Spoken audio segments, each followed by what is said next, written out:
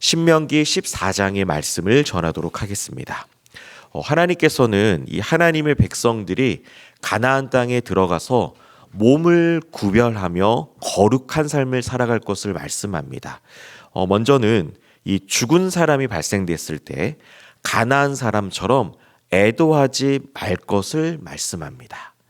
죽은 자를 위하여 자신의 몸을 손상시키는 것도 금해야 하며 이마 위에 머리 털을 밀지 말라고 말씀합니다.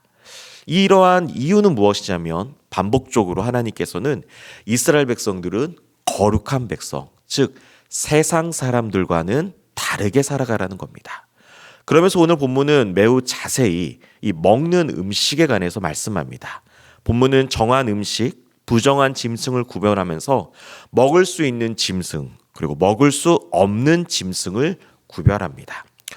육축의 경우에는요, 굽이 두 쪽으로 갈라진 쪽발이면서 새김질을 하는 경우에는 모든 육축은 먹을 수 있습니다. 하지만 두 가지 조건 중에 하나라도 맞지 않으면 부정하다고 해서 먹으면 안 됩니다. 어류의 경우도 마찬가지입니다. 지느러미와 비늘이 있는 이 둘 다 있는 모든 어류는 먹을 수 있지만 둘 중에 하나라도 없는 것은 부정하여 먹지 못합니다. 조류 및 그리고 곤충도 하나님께서 정하다, 정결하다 라고 하는 새는 먹을 수 있지만 부정한 새는 이스라엘 백성들은 먹으면 안 됩니다. 그리고 하나님께서는 이스라엘 백성들에게 이 동물 중에 스스로 죽은 동물들이 있을 때 하나님의 백성은 그것 역시도 먹지 말라고 말씀합니다. 다만 당신은 이제 가축이 귀한 시대이기 때문에 가축은 굉장히 중요한 재산의 한 일부이기 때문에 이 죽은 이 동물들은 먹어서는 안 되지만 하나님께서는 이스라엘 백성들에게 그것을 이방인들 또는 객에게 팔아서 그것을 고기로 쓰게 해도 된다고는 일부 허용하고 있습니다.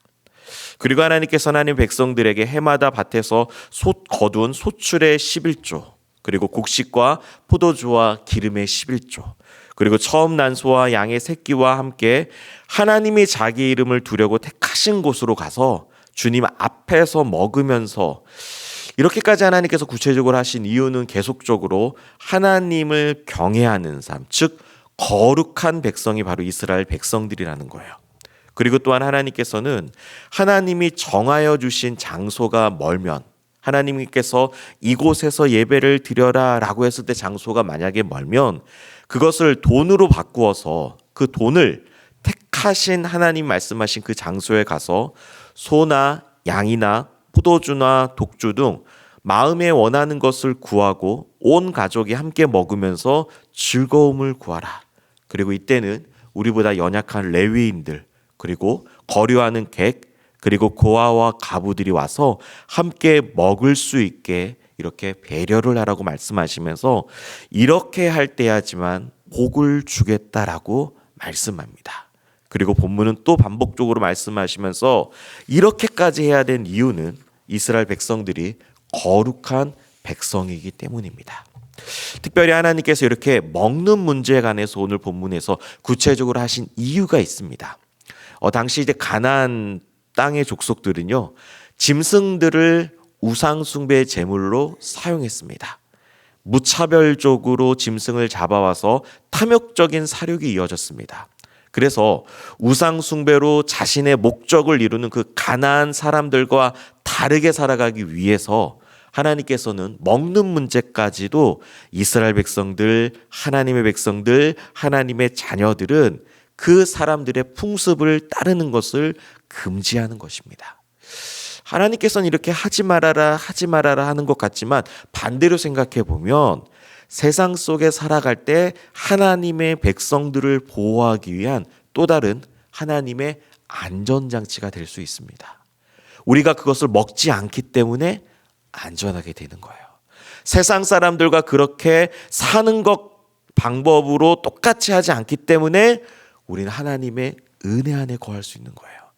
그래서 어떻게 보면 먹지 말라 이렇게까지 구체적으로 하신 이유는 무엇이냐면 하나님께서 하나님의 백성들을 보호하기 위해서 혹여나 무차별적으로 세상 사람들과 똑같이 살아갈까 봐 하나님께서 보호해 주시는 하나님의 사랑이 묻어있는 본문이라고 우리는 또 적용할 수가 있습니다.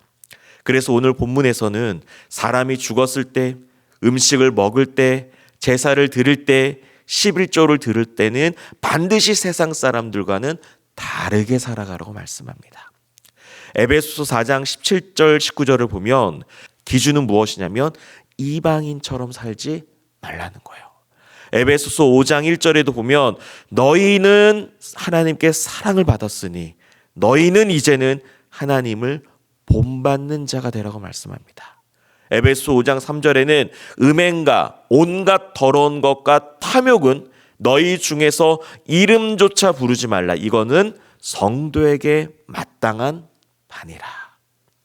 하나님께서는 이 세상을 살아가는 저와 여러분들에게 분명한 삶의 기준과 원칙을 말씀을 통해 주신 줄 믿습니다. 그러므로 오늘 이 하루 저와 여러분들이 결정하고 생각하고 사람들을 만나고 일터에 나가고 오늘 이 하루 살아가는 모든 삶의 원칙은 하나님의 말씀인 줄 믿습니다. 하나님의 말씀이 저와 여러분들의 삶의 유일한 삶의 규범과 법칙임을 기억하면서 오늘 이 하루 세상 사람들과 똑같이 살아가는 것이 아니라 세상 사람들과 구별되어 영원한 영적 본향인 천국 백성으로 하나님이 기뻐하는 세상의 소금과 빛으로 살아가는 우리 동산의 모든 성도님들이 되시기를 간절히 소망합니다.